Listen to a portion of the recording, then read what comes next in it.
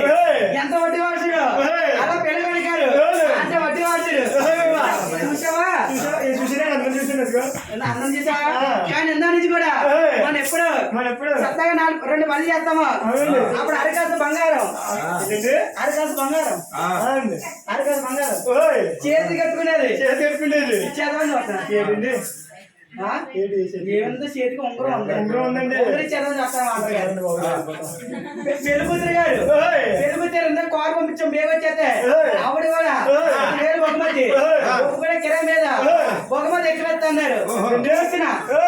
sir మహిళలు మహాలక్ష్మి ఒక్క అంతకులో చెవులు కట్టుకున్నాయి మెడలు కట్టుకున్నాయి జబ్బలు వేసుకున్నాయి చేతి కట్టుకున్నాయి గాజులు అట్లా వెళ్తే కొచ్చేడేస్తారని కట్నం ఎత్తే కొచ్చేడేస్తారని